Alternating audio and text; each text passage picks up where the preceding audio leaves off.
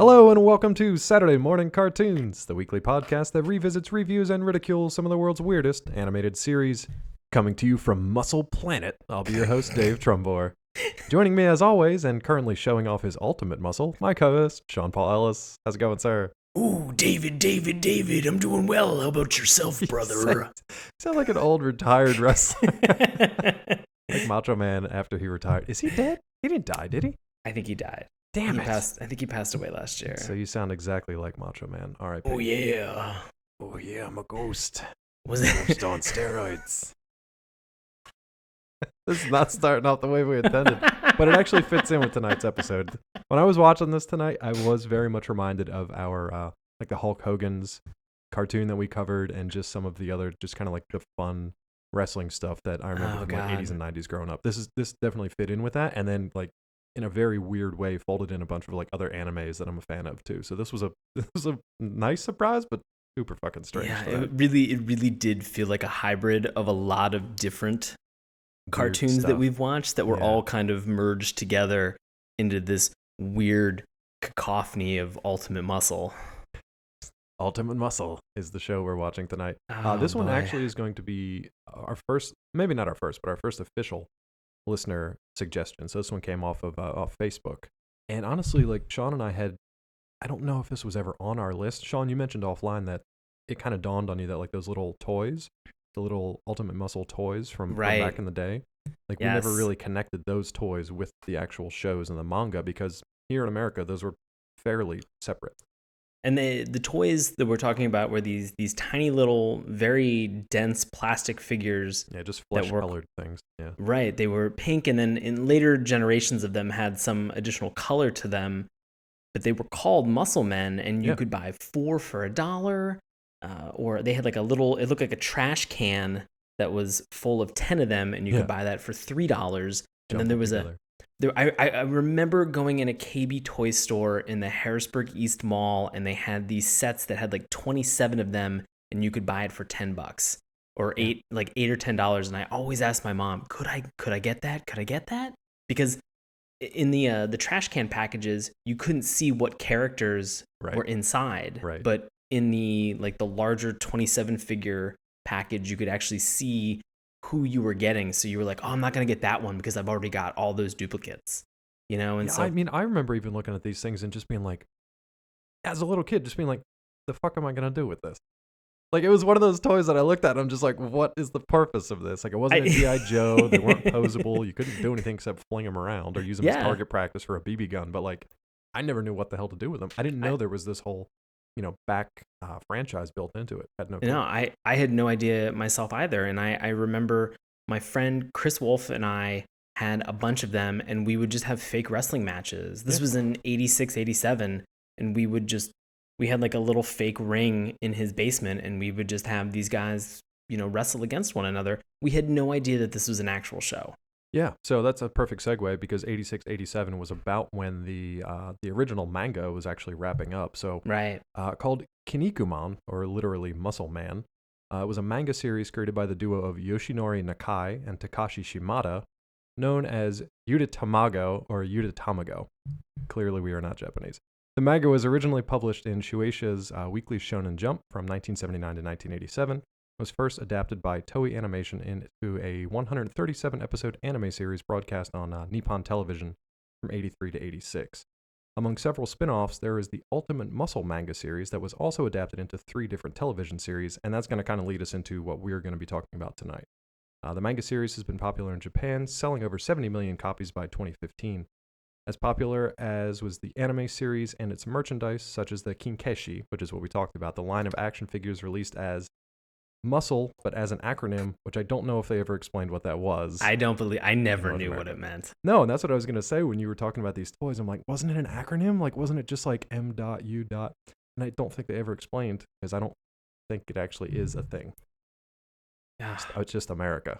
They're just like, let's make it weird, and just like M.U.S.C.L.E. and all these other things that don't need to be acronyms, but they definitely are. Well, the crazy thing is that during the time that this would have been in the United States market, this is really the period in time where I want to say WWE and WWF wrestling was at its climax. Like, it was at a fever pitch at this time. People were, WrestleMania had premiered a couple years earlier. People were going bananas for this and absolutely in love with it. So this muscle thing just sort of felt like an extension of that franchise to me. And I think that that's why I liked it so much, or I enjoyed and wanted to buy those action figures, was that it was really the first thing that I purchased that had that collectible nature. They had a poster that had all like 277. Yeah. And I remember, like, a friend and I would just check, this same friend, we would just check them off and just be like, we gotta get him. No, I don't know. That just didn't click with me as a kid. It was like the muscle thing was cool because it was like, this is around the same time cinematically you're watching like Arnold Schwarzenegger and you're watching Lou Ferrigno on TV and you're watching Sylvester Stallone, and it's like this was kind of the rise, like the 80s muscle body rise kind of thing, was like these crazy, just like souped up. My dad was a power lifter back in the day, so clearly my stepdad, because I did not inherit those genes, but he was a power lifter back in the day. So like all of that stuff was just kind of like, it was always with him at the gym and like just always around that stuff. But for some reason, these little toys just never really clicked with me for some reason or another. It was probably because I never had access to the cartoon. If I'd have watched this bonkers original cartoon, maybe I would have been like, oh yeah, definitely, let's get those toys. But yeah, Sean, you're going to walk us through not the plot from the original one, but actually the follow-up, which is what we're going to talk about tonight. So we're watching the more modern one from the early 2000s rather than the 80s series. Yeah. So a little bit about this series for Ultimate Muscle. Montaro Muscle, also known as Kid Muscle, is the spoiled son of superhero wrestler King Muscle. After 28 years of peace, the Muscle League's old enemy regroup and form the Demon Manufacturing Plant, DMP, known in the English version as Destruction, Mayhem, and Pain. The Muscle League has lost its edge and are overwhelmed by the young, well-trained fighters from the DMP. Their only hope? The reluctant Kid Muscle. So that's our setup. And I actually think that this first episode does a pretty good job of setting that all up. It's weird because they kind of do a double setup, or at least you think that they do. I felt like they did a triple, quadruple setup. It was like a finishing move of setups. It was just like, whoa, and they really crushed it with that one. But before we get into the plot tonight, we're going to try something a little bit different. Listeners, if you've been paying attention the last month or so, in March, where we finished up our Pocket Monster March Madness month, we kind of did things a little differently. We went through a series of just criteria and then scored them. Sean and I are going to roughly follow that same series this time. Probably not going to score them and keep track because we're not pitting it against anything. But it's just going to be the way that we walk through the episode. We'll see how it goes. Hopefully it's easier for you guys to follow along at home too. This is going to be the same as we've always done. We're going to kick things off with the theme song. So, Sean, buddy, we were already singing this theme song earlier because it's got a little catchy bit to it. But what do you think of this theme song? Watching it the first time, I walked away thinking, this isn't an earworm. I thought you literally just walked away. Like you were done with it. Just I threw in the towel. Done. I threw in the metaphorical towel. 30 seconds in, yeah. Yeah. I thought to myself, this isn't an earworm. This isn't something that's going to get stuck in my head. And then maybe 5 minutes later, I kind of started to just chant the chant from the theme song. What's that sound like? Ultimate muscle. And I got really into it again. And I'll always assert that that's, something very positive for a theme song, is that if a couple minutes later, a couple days later, even a couple hours later, if it's something that you can come back to and just kind of sing and enjoy it, that means to me that it has some staying power. And so even this weird chant for this weird show of just ultimate muscle did a good job of kind of ingraining it into my brain today. So I was pretty surprised by that. But this theme song is a combination of a prospector from like the San Francisco Gold Rush, Vince McMahon, a jazz saxophone, and also a fart joke. Definitely a fart joke. That's what got me the first time when I was watching it, was the visual appeal of a rocket fart joke. It was pretty great. But yeah, it's definitely had the hook that it turned it into an earworm. It had the visual styling that was just like weird enough to hold your attention. And then it definitely let you know what the name of the show was because they chanted at you 50 times. But it's just kind of weird. So it's one of these exposition filled lyrics. Because I mean, the whole thing starts off with big bad boys from outer space, and then they go into the chant of ultimate muscle, and then they're here to body slam the human race. Human race, exactly. So then they just say like, okay, we've got these guys that are coming in, and I cannot wait to get to the plot because the way that these bad guys arrive is probably my favorite thing. My favorite arrival of a villain that I've ever seen on a cartoon. It's so crazy in Japanese, but it's so great at the same time. I loved it. And they just gloss over it like that wasn't a big deal. So we'll talk about that in a second. But these guys show up, and they're basically just show up to fight. So that right there reminded me of like Dragon Ball and Dragon Ball Z. And that's, again, probably something more for like a plot discussion. But that was just kind of like, with the theme song alone, it was like, okay, these guys are all showing up. They're here to fight. And we're just going to like pretty much fight it out for the rest of the series. And that, so for me, the theme song did a good job. It was catchy. It was funny. It was silly. It did a fantastic job of setting up the tone for this series, which is just bizarrely humorous. How would you describe it? How would you describe the tone? Because it's kind of all over the place, but it is its own thing. It's slightly serious, but very goofy. Yeah. It has a serious nature or intent behind it, but it doesn't take itself too seriously. Because again, it's wrestling, and as we all know, wrestling is a scripted sport. And I know, it's guys. Still real to me, damn it. And so you think about it from that point of view, that it is a sport that is scripted, that there is a predicted outcome. They know what it's going to be, and they act out these vignettes, night after night, and they do it to the point where you think to yourself, this doesn't look like it's scripted. Yeah. It's so much fun to watch. And then you kind of wonder where the line's blurred here. Like, are these real wrestling matches, or are these presumably something that's been scripted out? And you come to realize, like, these are real wrestling matches. Like, this is a world where wrestling I always think of the movie with Hulk Hogan that was written by Hulk Hogan and Vince McMahon, No Holds Barred. Yeah, No Holds Barred. And that at first, I thought you were going to say Three Ninjas, High Noon at Mega Mountain. Oh, I was going to also say Suburban Commando. Suburban Commando. We do this every once in a while, just list Hogan's movies for no reason.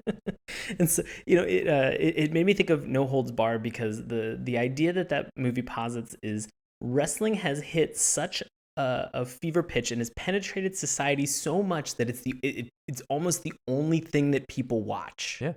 And they have to watch it. For a short period there in the late 80s, I think that it actually was. It seemed like it was just constantly. It used to be on Saturday mornings. That's why it's so ingrained with like Saturday morning cartoons. It used to be on Saturday morning. Right. Yeah. And so they did a really excellent job with this theme song, and of adding all that additional context, because again, when we come back and we revisit some of these cartoons, we're missing some of that context, and we can watch as many theme songs as we want, and we can look on Wikipedia and read wiki articles and blog posts that people have put down, but holy crap, when a show gives you the exposition up top, you can now play in that fun world because you've already gotten rid of all the other bullshit. You're there. You're present in the insanity that they've already created in, I think, 1 minute within this theme song. And the intro and the theme song together is just like, done. I got it. I'm where I need to be. They dally a little bit with the plot of getting the protagonist into the mix. But sure. For a first episode, I think they did a good job of doing it. And it all kicked off with that theme song. But Dave, isn't that the hero's journey? Isn't that the whole part of a reluctant hero's journey? The classic steps. Classic steps. Journey. And that's kind of like what Sean was talking about earlier. It's like it does take the storytelling seriously. Like there are stakes. There is only one person who can defeat the threat. But along the way, it's just like told in a very goofy style, and it's a nice balance of tone. It's not for everybody. I'll say that right out of the gates. It's not for everybody. If you're just looking for like a straight up serious fighting series, this is not for you. If you're looking for something that's a little lighter, a little goofier, and just like bizarre, then you should definitely check it out. But right. I want to draw this parallel and say that if somebody watched Hulk Hogan's Rock and Wrestling and thought that there was going to actually be wrestling and was then disappointed, watch Ultimate Muscle. Yeah. Because it actually has a bunch of fighting and some wrestling in it. Yeah, even in the first episode. I'm sure there's much, much more to come. I'm sure there is. Was it like 53 episodes worth of body slams and suplexes? Yeah, there's plenty of this one. Oh, jeez. But yeah, so let's talk about anything else for theme song, or can we jump to the character design? Because it's interesting. Yeah, let's get into this character design, because I'm very confused. I'm so confused by this. On one hand, they do a good job of making everybody that's important, they make them unique. They make them stand out in a way that is memorable. But it's also very strange. I don't know why these people look the way they do. It's an alien race. We should say that. Right. It's an alien race on a M.U.S.C.L.E planet. Multiple alien races. Many alien races. But the one on M.U.S.C.L E planet is at least... I'm assuming that the original inhabitants of M.U.S.C.L E planet are the ones whose faces are shaped like the planet itself. Yeah. Which was very disconcerting, because M.U.S.C.L E planet is like this weird giant head in space. But not like a normal head, like a beach ball with a weird donut mouth. And a fin. And a fin for his head. And I think, do you think aliens will come to Earth one day and look at our faces and just be like, Earthlings, got it? I just actually watched some sciencey thing on this, and not to get too much into it, but apparently if there is other life that exists out there, just because of Bayesian statistics, we might actually be the weird looking ones. So it's possible. Really? Yeah, it's very possible. Okay. They could come look at us and just be like, the fuck? Yeah. 2 legs and 2 arms? The feeling will be mutual, but they could look like people from M.U.S.C.L E planet. Oh man, that'd be kind of cool. Donut mouths? I don't... There's something vaguely racist about it, but I can't figure out what it is. It's like racist of an alien race that we haven't met yet. It's very strange to me. No, I know exactly what you're talking about, and okay. I can help answer that question. Please do.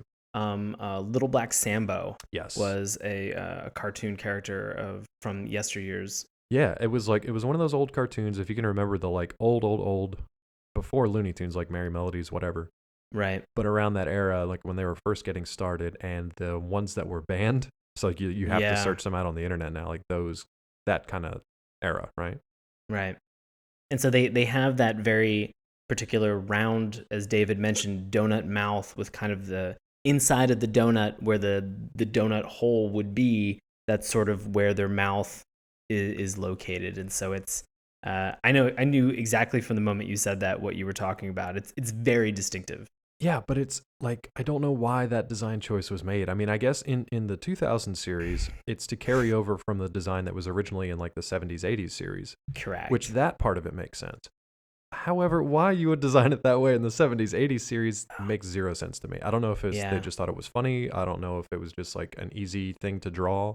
You know, maybe he's like Rob Liefeld, who can't draw feet, and he couldn't draw. Just can't draw mouths. Yeah, couldn't draw a mouth, so he just drew a donut with a donut hole in it, and that was just easy. But these things are just so weird looking. Like from the neck down, they're roided out, normal human bodies, right? So they're just roided out. From the neck up, however, they look like it looks like if you give a kindergartner a crayon and it's just like draw a person. This is the face and the head that they draw. It's just like a big circle with smaller circles inside, and then a fin on their head for some reason. Like a weird shark fin. Yeah, weird shark fin because it's cool. Yeah, I don't know, man. I don't know, but it was distinct because, like Sean, like you mentioned, that's only for these M.U.S.C.L E planet.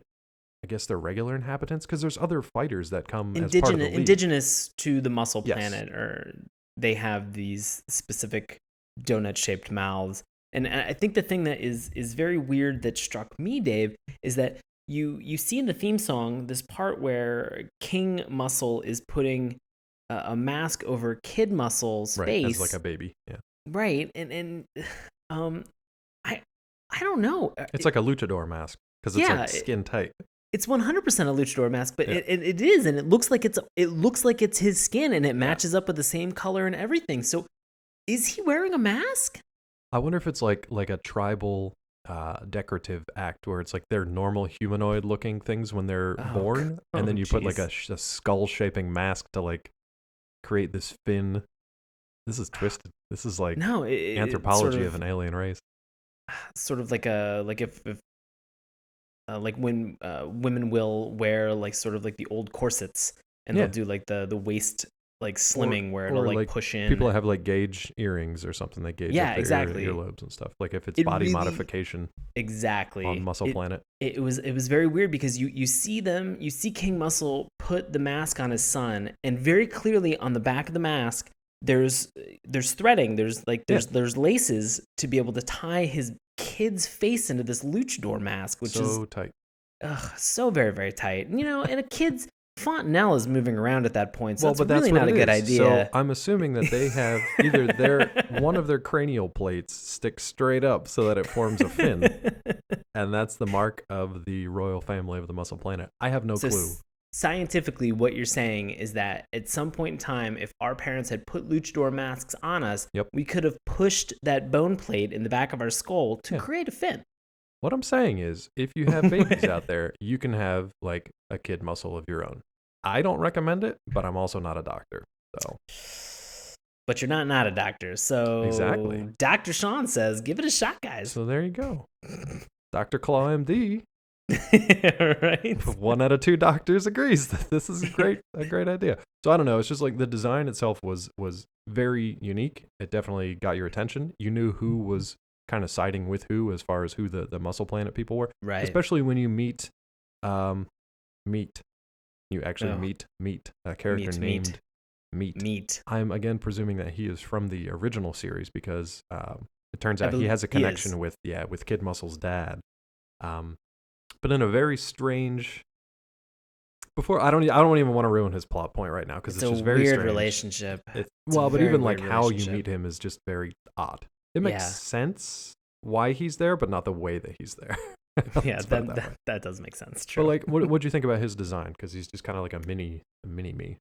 Right. He's a little mini muscle, and it's fine. And I can see the appeal for children watching this show to have somebody that is not an adult size or stature, but somebody who is maybe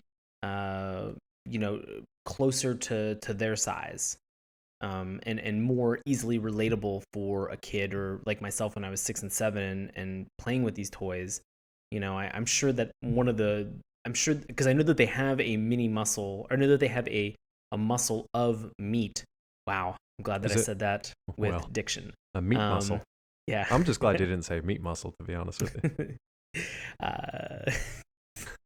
Now I'm gonna have that in the back of my head, and I'm gonna be unable to not say meat muscle. Can't not say meat muscle. Welcome to the Meat Muscle Show.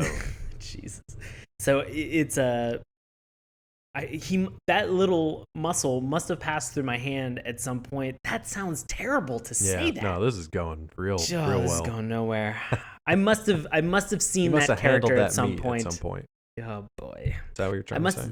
Yeah, I must have held that action figure at some point in my life and thought, oh, that's fun. He's closer to me than all these other like crazy brick creatures. Or there was one that was like a hand with a face on it, like one of its fingers. There were so many crazy things that were in Muscle. It's bananas. I know that I have maybe a dozen out in my garage right now in a plastic container. And I'm sure. I'm gonna go find them because I'm very excited to actually know what they're from now. Yeah, exactly. It's like you've rediscovered them. It's weird because like when we watched this first episode, there's one that he kind of looks like Shredder. Like he's got like the Knight's helmet on. He looks exactly like Shredder, right? And I'm like, I think I might actually have that one.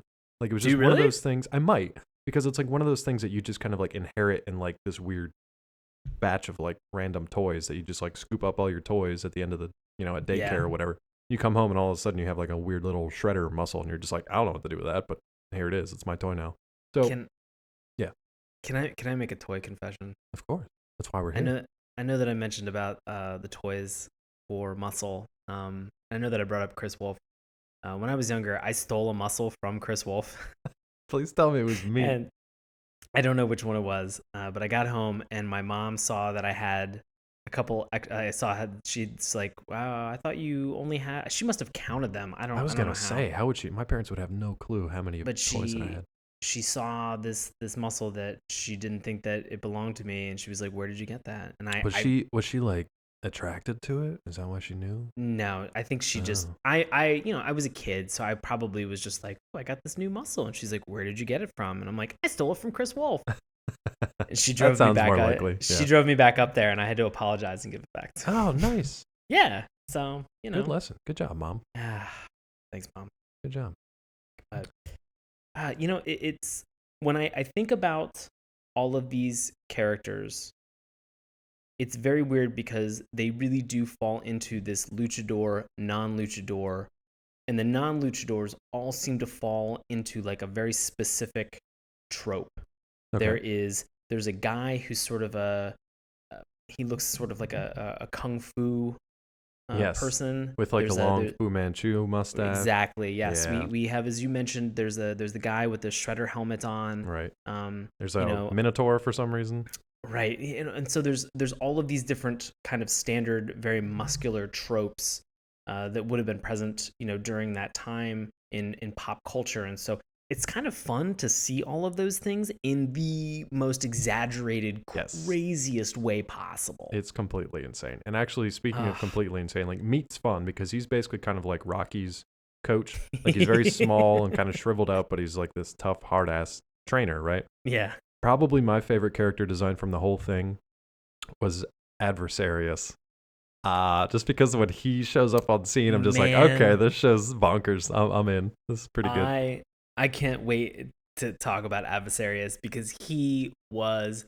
I'm almost at a loss for words, but to compose myself, when you have such bad naming conventions as we've seen in some of these cartoons, right? When they're being serious, yeah, right, where they are being so deadly serious about how poorly these guys are named, right? It is so rewarding, and so I would almost watch this show just to see how poorly they do at naming other villains, because we're kind of given a big tease at the very end of this episode, and so if those guys that these shadowy figures that we kind of see alluding to what the plot's going to become in the series, if we see that they're like called evil Villicus or something like that, I'd just be like something great.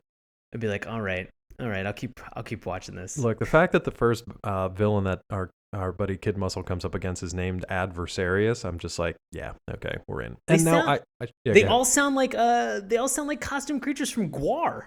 They do, and they kind of look like that too sometimes. They do. Yeah. I will say this: we're gonna jump into the plot now, and I'm excited to do this, but there is definitely something lost in translation from the Japanese to the American versions of this, because like there's so much stuff that's just like the cultural sides of like, obviously the culture built around food is drastically different from our culture that's around food here. Right. I mean, we both have food cultures, obviously everybody does, but they're drastically different. It's just that when it translates, it doesn't translate visually. They try to force it in an audio manner, and it does not quite work. But it's hilarious. And I think it's even funnier for the fact that it doesn't translate. But with that caveat, let's jump into this. So, Sean, what is our introduction to the world of Ultimate Muscle? Do you want to hit this from the approach of this pre-theme song exposition? I want to hit it like a giant fist made of rock flying through space, smashing into Earth's atmosphere and embedding itself in a fucking volcano. That's how I want to hit it. Thank you for picking up what I'm putting down. Yeah. Oh, yeah, brother. Oh, yeah. Oh, yeah. Snap into that volcano. We're not just being like weird and tripped out of our minds. That's literally the introduction of this show. You get a narrator voice, kind of like a Michael Buffer or something. He's the announcer for the Intergalactic Wrestling Federation, and he is announcing a clash, like basically like today's main event, and it's between this one group who's just arrived and another group which you knew from the previous series, but they make their first appearance in a new form in this new show. Which not only is this new group coming to Earth in the most spectacular way possible, but I mean they're unbelievably cool in the way they do it too. So I've got to give them an incredible amount of style points for piloting a giant stone fist into the side of a volcano. I mean, it's an entrance, man. That is a hell of an entrance. Ooh, it's a euphemism, is what it is. I mean, they just. Ooh, it is. And I'm wondering, I guarantee there's something a little bit of meaning lost between this show and the old one. I'm sure there is something even funnier about it, but just seeing a giant fist fly through space, smash into a volcano, and then all these like bad guy wrestlers just pour out of it, I'm sold. I mean, you don't need to do much more than that. It's completely crazy. Now I have to ask, when you saw this giant stone fist hurtling towards the earth, did you think to yourself for like 2 seconds, where's Ben Affleck and the rest of the people, rest of those miners, those deep oil rig miners? Isn't this going to be the part of Armageddon? Is this going to be Armageddon 2? I really want... for when they fly up there and just dismantle a giant fist with nuclear devices? Mm-hmm. And Michael Clark Duncan, R.I.P. Yeah, he was the best. Yeah, I actually thought of the Fighting Improv SmackDown tournament. Oh, did you? And I want you guys to like take this as your new logo. Just a giant fist smashing into a volcano. I would love nothing more. So good. No, so that's the introduction to the show, and then that is never even touched again. Like they show it later on in the episode. They show like the giant fist embedded in a volcano, but they never come back to explain anything about it. Like nobody investigates nothing. We jump from Fisted Volcano immediately to Prospector Jazz Band theme song. Yep.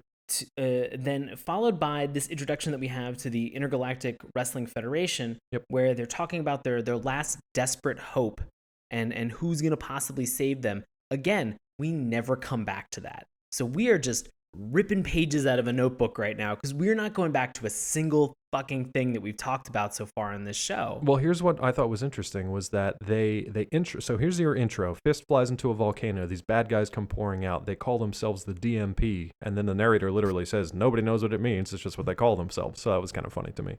I saw that it originally meant a demon manufacturing plant. Yeah, in the anime or in the manga, I apologize, there was something called like the Hero Factory. And that was what the Hercules Factory. Hercules Factory, right. Where they trained up the fighters. And apparently in the manga, they reopen that. I don't know if they do this in the series or not, or it just jumps right to Kid Muscle on Earth. I'm not sure. But yeah, it's basically like those two factions are kind of fighting, I guess. But I just thought it was funny in the intro for this show that they were just like, it's called the DMP. It doesn't matter why they call themselves that. They just call themselves that.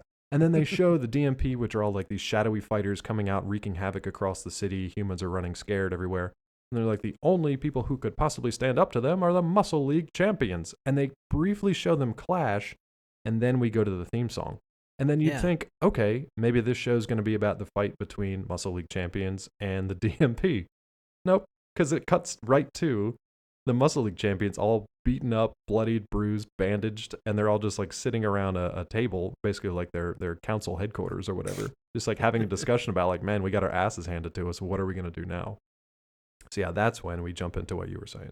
But it does a really good job, again. It's sort of giving everything at the macro level, and then it gives you the single point of view story from the perspective of Kid Muscle. Yes. And that's what's interesting.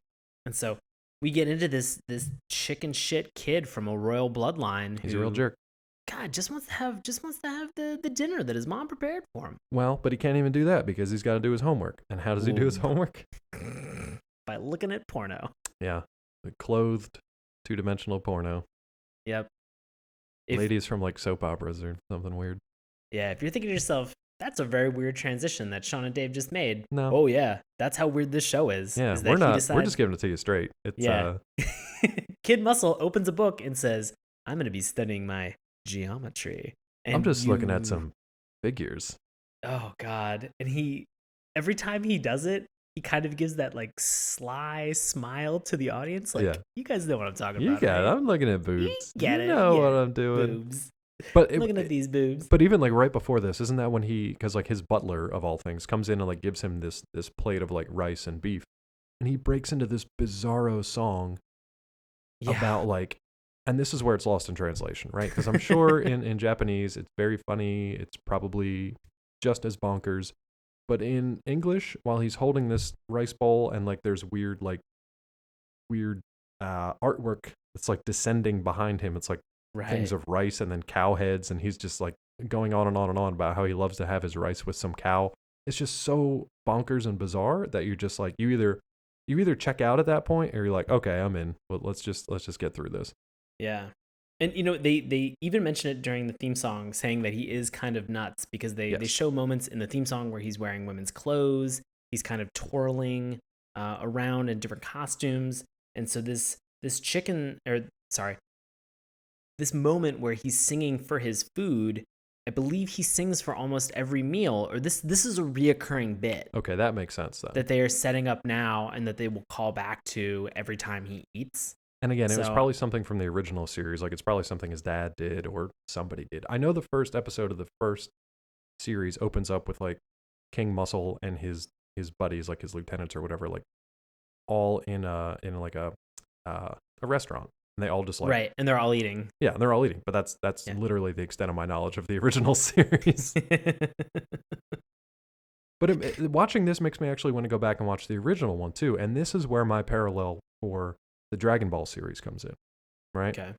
So did you ever watch the original Dragon Ball before there was Dragon Ball Z? I did. I watched a good amount of the whole first saga. Right. So for folks who don't know Dragon Ball without Dragon Ball Z, it did center on Goku, but he was like a little kid. So he was kind of like what Gohan's age is in Dragon Ball Z. So when Goku was a little kid, he was kind of a jerk, run around with his little monkey tail and everything, got into all kinds of hijinks. They went around and they fought very human Garlic villains Jr. for a and while. Piccolo. And then Garlic Jr. and Piccolo. But it had that same kind of goofy level of humor. It was also set around the same time, I believe. Right. So it's very similar parallels. And then they both got sort of a next generation thing, which is similar to how Dragon Ball Z came about. So if you like Dragon Ball Z and Dragon Ball is basically what I'm saying, check out Ultimate M.U.S.C.L.E. and vice versa if you need to. And for people who've never seen Ultimate M.U.S.C.L.E., this should give you kind of a tonal idea of what we're dealing with in this show. Oh boy. So you've got this kid who's a reluctant hero. He has a power inside him that's like in the blood, right? So it's in the bloodline.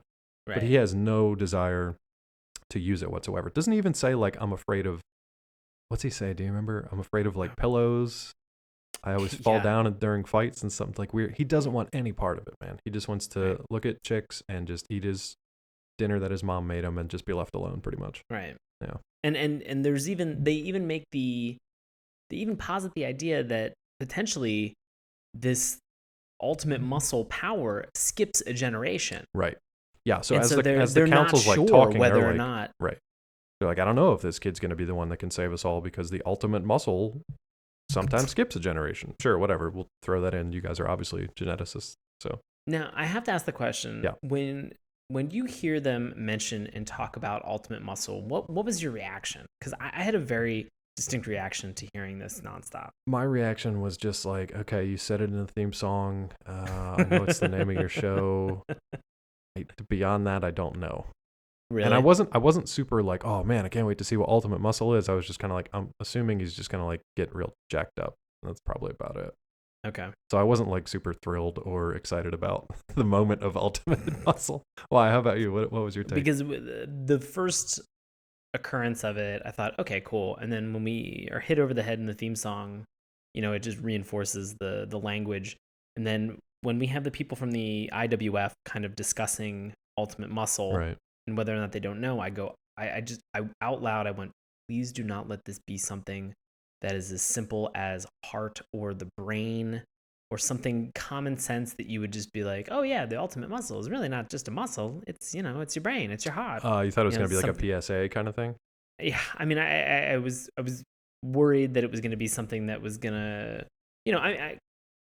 I'm not sure if I worried that it was going to be something that was going to be very basic and that I was going to kind of see coming, but I was hoping that it would be sort of like a curveball. Since this show is full of curveballs and just crazy things, I wanted it to be crazier than what it really was. Well, guess what? You got your wish, I think, because... I know, I did. Oh, yeah, you definitely did, because I think the next thing... So this kid is now told by the council and the elders basically like, look, dude, you're basically like the prince that has to step up and become king now because your dad's gone. We don't know where he is. He owes me money. There's a lot of like, you don't really know what's going on with King Muscle, why he left or what the circumstances were or anything like that. It's kind of this background mystery. So you don't know. All you know is this kid's the only one that can step up. And when tasked with that, he decides to just run away. Yeah. So at this point, he's literally just booking it over the over the surface of the planet. Which there's nothing on the planet apparently except like some canyons and a lot of like stony looking fields.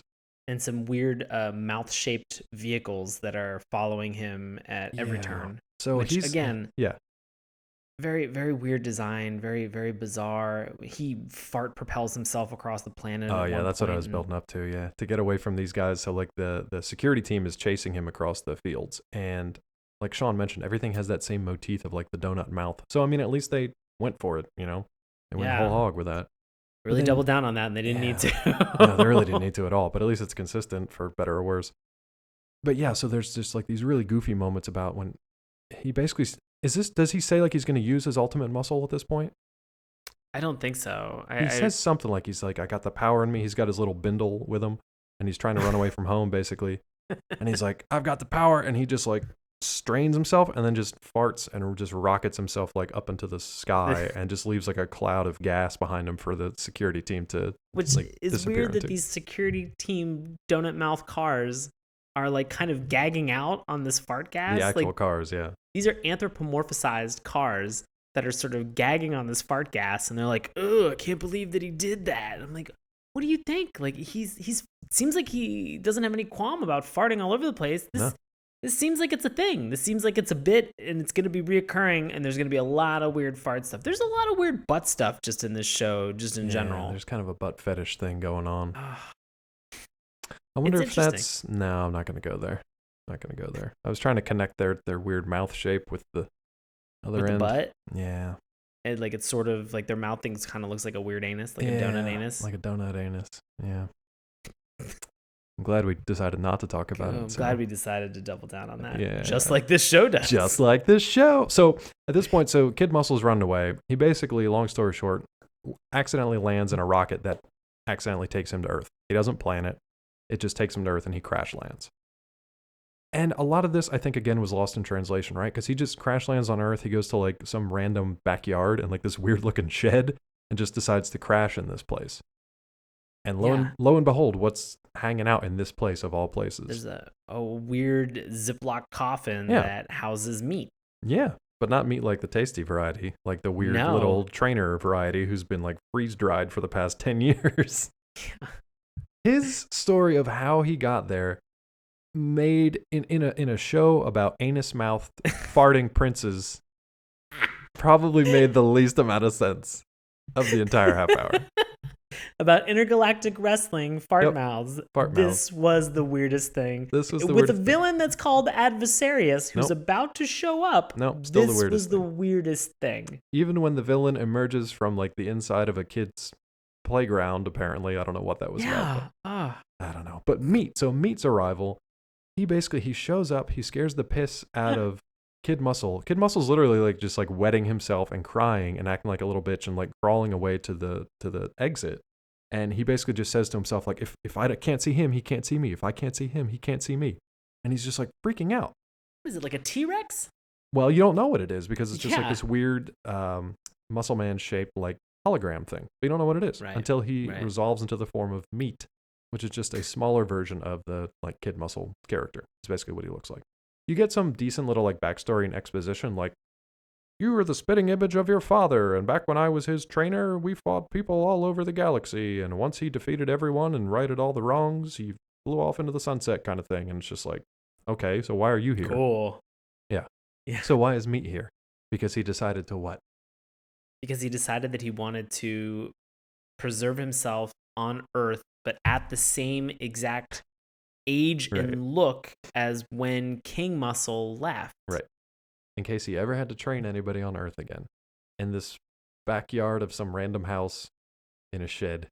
I mean, I'm assuming they make mention that only maybe 10, 12 years have passed. He says, in the meantime? He says he froze himself like a decade ago. So I was not real solid on their math there, but so like, does he have like a growth spurt? Like, is his growth stunted to the point where he just never is gonna grow again? No, I don't think he's growing again. He's like a Krillin or like even like a Master Roshi. Like he's done. He is where don't make him a Krillin. He's gonna die multiple times. He's gonna die so many times. He's gonna die so many times. Actually, I'll just make him Master Roshi. He can just be like a pervert that occasionally gets roided out. Makes more sense. Yeah, much more sense in this show. So now if you're following along with the classic hero's journey, you've got the reluctant hero thrust into the battle.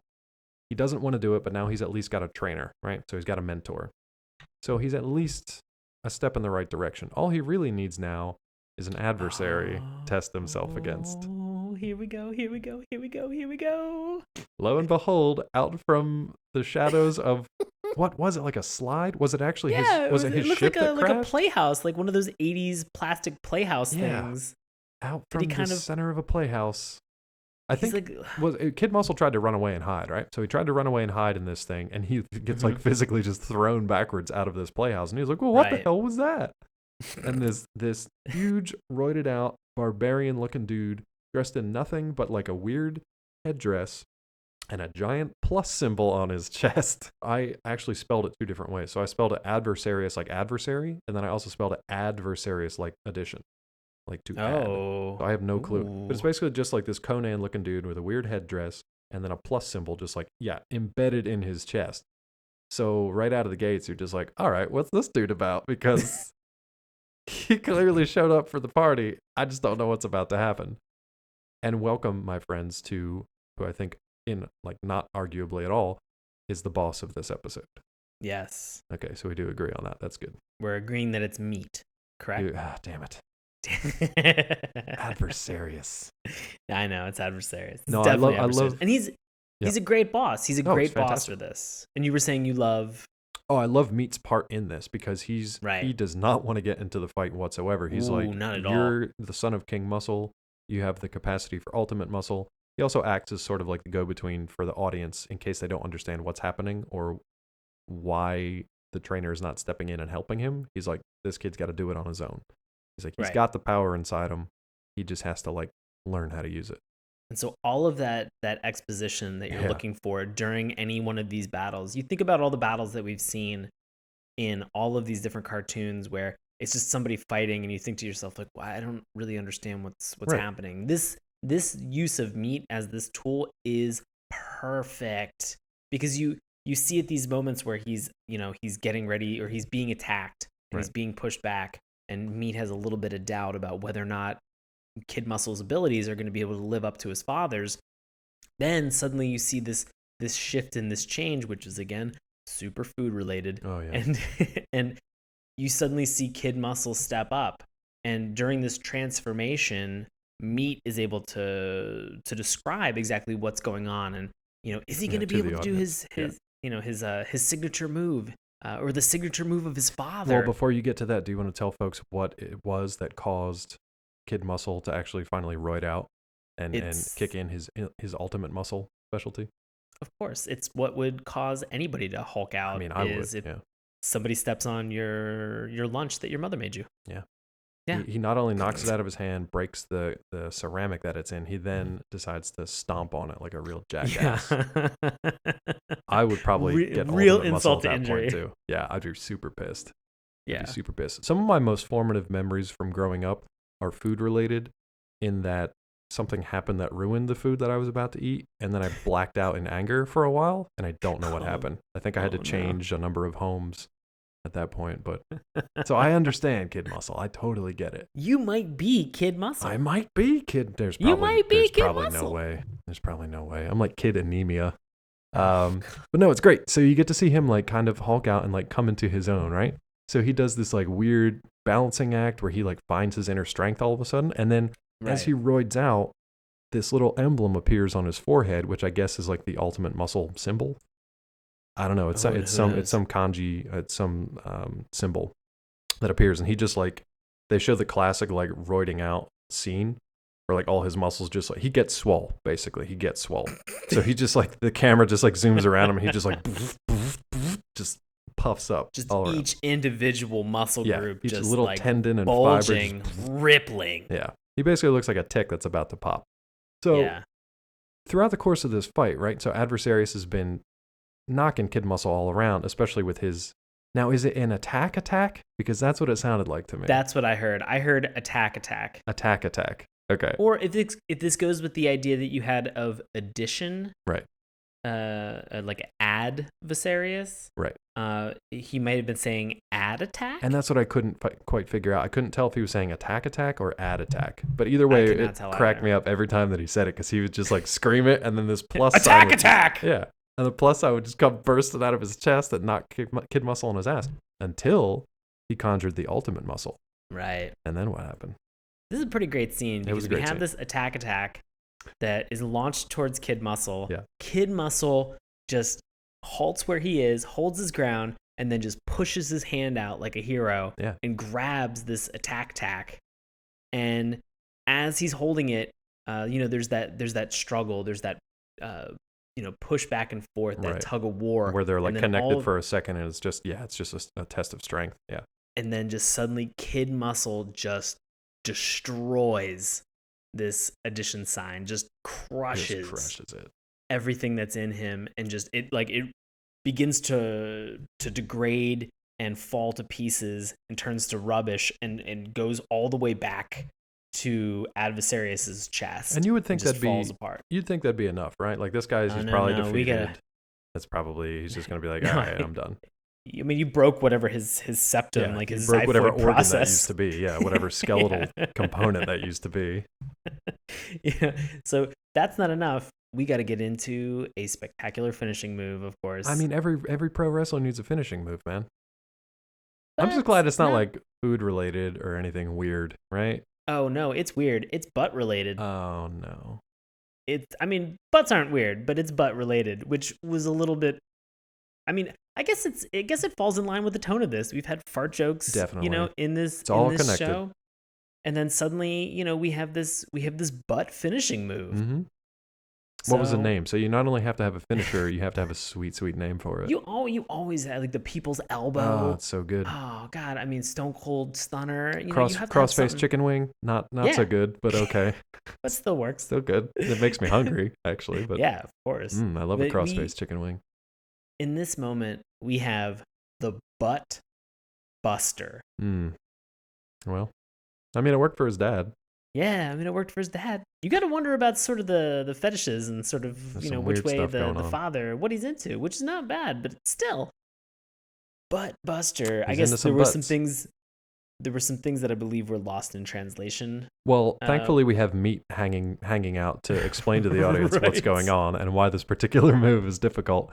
There's a moment where Kid Muscle has Adversarius kind of like weirdly clenched in the sky, and he's kind of like holding him in a way that I can't even really kind of describe.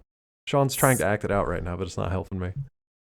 I know, it's very weird. And then at that moment, but it defies gravity, right? That's the important part. That's what meat tells us. Yeah, meat tells us that it's going to defy gravity, and in order to do this, all of his muscles have to be in tuned and pumping together at the same time. It's one of these things that sounds plausible. Like it sounds to some like an idiot kid, like I was. Like it sounds like, oh, if I could only get all of my muscles to like focus and fire at the same time, I could defy gravity gravity. It's like if I just work hard enough. There was one, I can't remember what anime it was, but there was this guy who would just like go around and train by just like punching giant boulders, but from like a 1 inch away, right? So he'd do like that 1 inch punch thing. Okay. But he would just like tap it with his fingertips and then just punch it. And then the whole boulder, like a mountainside, would blow up. So there was another guy who was trying to train like that. And they basically said that what he did was he had a quick strike with his fingers first to like disrupt the energy from the surface of whatever he was trying to hit. And then he would follow through with his punch, and that would just obliterate whatever was behind it. Completely made up and fanciful by all stretches of the imagination. But to me as a kid, I was like, that makes sense. Yeah. I was like, I can now punch rocks. Those crazy and that's how I broke my fictitious energy fighting moves. I love it though. When you hear about them, you're like, okay, yeah. Even today, as like a grown ass man, I'm just like, okay, yeah, that may look. Oh, it's not real. I'll believe it. I'll still go with it. I'm gonna get on board. If you say anything convincingly enough, with enough conviction, I will believe it. 100%. Especially in a cartoon. So anyway, that's what we see. That's what we see Meat do. Explain as Kid Muscle's delivering his butt buster. Right? Yikes! Kids at home, don't try the butt buster on your little brother. Probably gonna hurt him real bad. Don't take cushions off the couch in your basement and decide that you want to attempt this one. Don't focus yourself. All your muscles in one place. No matter how hard you try, it's not gonna work. You're just gonna hurt yourself. So you think, okay, so now this Adversarius is defeated. He basically says like, yeah, I totally give up. You got me. That's his line. He just goes, I give up. I give up. he's done. I don't know where he goes, but because he does this thing where the best part about this move is that he does the butt buster. Right. He hits the ground, right. and there's this initial impact, and then there is almost like a concentric circle that goes out where they're at the center, and it just breaks down into the ground. And it just craters out around him. Yeah, like any like superhero jump or like, any like fist punch that you have from like a superhero into the ground that just kind of has that ripple, massive, awesome effect. That's what this does. Yeah. And I wanted Adversarius to like explode into like, ribs and just, gross, like, I think Standards and Practices would have had a problem with that. Instead, he just got butt blasted into the ground and was just like, I give up. I wanted this to be like a weird Fist of the North Star thing where it's just like he hit the person and then like a minute he's like, you are already dead. Yeah. But in this case, that's the kind of shit I'm talking about where I'm like, yeah, I know. I believe him. And then I watched it happen and it's real life. Yeah. No. And now I'm trying to do it at home. What's wrong with me? Why are my hands broken? Yeah, right. Yeah, exactly. My cat keeps exploding. Go through so many cats. Fist of the North Star. They go through this whole thing. And again, it reminded me that like, that the whole point of this show is wrestling. Is that like these people are going to battle and they're going to fight, but they're going to wake up the next day and they're going to battle and fight again. Which I love. That's what when you're selling me a show called Ultimate Muscle, I not only want to see people that are roided out using Ultimate Muscle and then fighting with at butt the end of stuff. The day. Maybe butt stuff that's weirdly, matches up with mouth and food stuff. I don't really know and understand my feelings on that yet, but everything else is great. Ultimate Muscle. So you'd think that that'd be like a great way to end the first episode, right? So Kid Muscle, he knows he can do this stuff. He defeated his first adversary, meets his trainer now. He's there on Earth. He's going to defend it. Everything's going to be great. There's totally nothing weird else in the world that can go wrong. He's got nobody else coming for him. Or is there? Oh no. Is there one little quick stinger that they have at the end that kind of teases out at a larger universe and more threats to come? Let me ask, does it cut back to a boardroom of a man with long silver hair and a weird Egyptian thing over his eye staring off into space? Oh, Mr. Pegasus. Mr. Pegasus, we have a problem. They paged him on like an intercom. Mr. Pegasus. Mr. Pegasus, you've got to call on line 1. I'll take it in my desk. Where I currently something mundane. Sitting. Yeah, right. Yeah, something like mundane and very staring boring. At his steepled fingers through his unk eye. No, it's not quite like that, but it's very similar. Very similar. God, no, we go to this weird kind of very... It almost kind of looked like they were standing around a cauldron as if they were looked like the three witches fates. Fucking like Shakespeare or something like. Yeah. And so we get like these 3 shadowy figures at the very end who are talking about the fact that, we have to consider Kid Muscle as a serious threat. Yeah. And he is the father of King Muscle. And the final line that they go out on with a laugh is, the son will suffer the sins of the father. Yeah. So. Yikes. Ultimate Muscle. So, I mean, that was cool, though, because it was like, yes, they're very tropey kind of villains. They're standing around in like these long cloaks. You can't see their faces. All you can see is like weird little starbursts for their eyes. Right. Which I think only one of them had like 2 eyes. I think the other ones only each had correct. 1. So I'm hoping that at some point they're revealed to just be like either the most insane looking things or like the most mundane looking things. I hope that they're tiny, like tiny little monsters, like on the same like height on a and dimension as meat. Yeah, right. Yeah. Or like BoJack Horseman with the guy who's really just a kid standing on the shoulders of another kid. Yes, exactly. That's what I want. That's just what I want. Just a stack of kids that are all out to get Kid Muscle. Just with a trench coat over top. But either way, I think what I'm trying to say now is that I would actually like to watch more of this show because it's fucking nuts. And it looks like fun. And it's very just like sophomoric and kind of childish and like it's humor. But it's fun. If you're looking for that kind of thing. If you're looking for something a little lighter, it's fun. I think it's fun. Yeah. How about you? What do you think?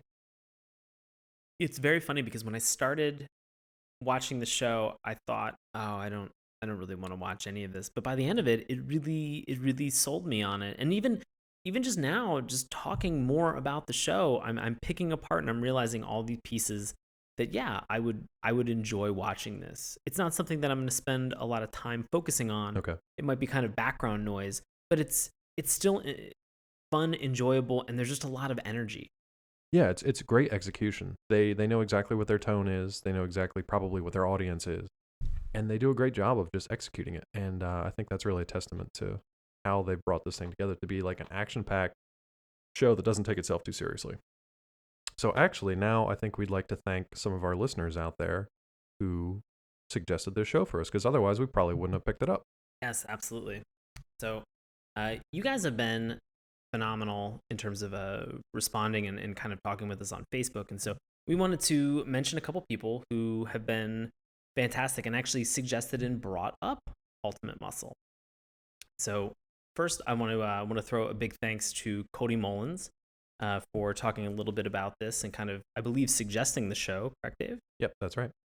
And so, when we talked to Cody a little bit very briefly, he mentioned that he spent his Saturdays and would call them Cartoon Day. And Dave, much in a very similar sense that you would watch cartoons with your brother, he had a very similar experience. Oh, nice. So thank you, Cody. We appreciate your input. And we also talked with Todd Phillips, who was somebody else who had commented on that thread and just said that, his favorite episode of Ultimate Muscle was the one where the guy had to fight some giant boss that was made out of blocks. Which just sounds like I already want to watch that. Like, yeah, I don't even know what that means right now. I just want to watch it. Yeah, and he had a hard time fighting him. So just some additional conflict, I'm sure, assuming, the fact that he was made out of blocks. And I actually think that I owned that muscle action figure. Was the block one. Okay. He just kind of looked like a piece of like brick wall, like if it had just suddenly become sentient and just walked away from a building. I like it. And Todd was also somebody who brought up and mentioned that he really enjoyed the fact that Kid Muscle sings for his food all the time. And so I'm hoping that this becomes a reoccurring bit and is reinforced through repetition. So that's something definitely fun to check out. And it seems like Todd, very similar to me, was also somebody who had a couple of those muscles or Ultimate Muscle cards. Oh, they had cards too? So it was like collectible cards with the figures as well? Yeah, I must have had a lot more merchandise that I was not aware of. So. More stuff to buy. No.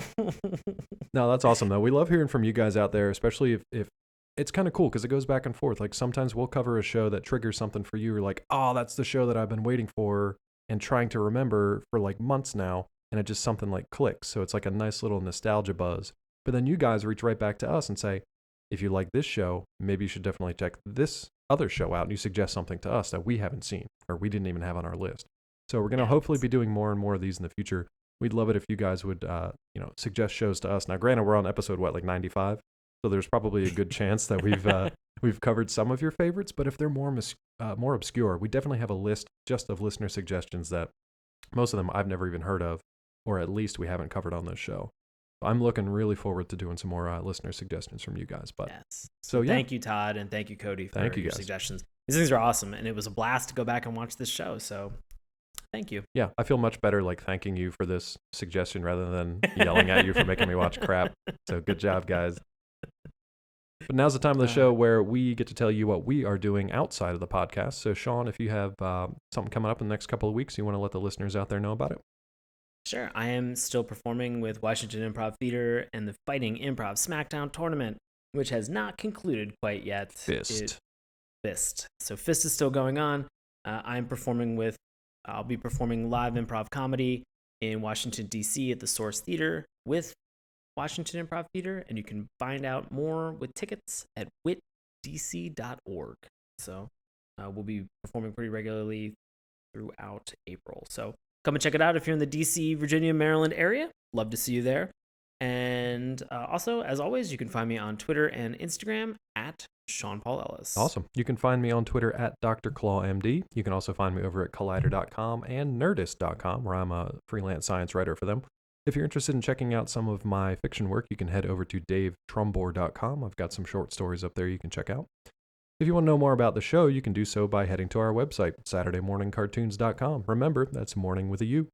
You can also check us out on Twitter at MorningTunes. Head on over to our Tumblr page, see Sean's handiwork. I can't wait to see what Ultimate Muscle stuff shows up on that page. SaturdayMorningCartoons.tumblr.com. We also have a YouTube account and a Facebook page, which you guys have been great on, so thank you so much. You can also listen to us through iTunes and Stitcher each and every week. So if you could, please take a second to rate and review us over there. It really does help the show out.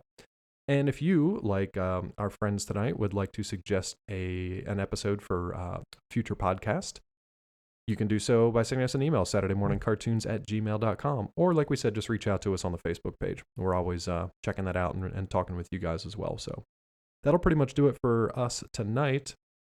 The next episode we have coming up, we're going to be talking another listener suggestion, so just stay tuned and see if yours had made the cut. But until then, thank you very much for listening. This has been Saturday Morning Cartoons.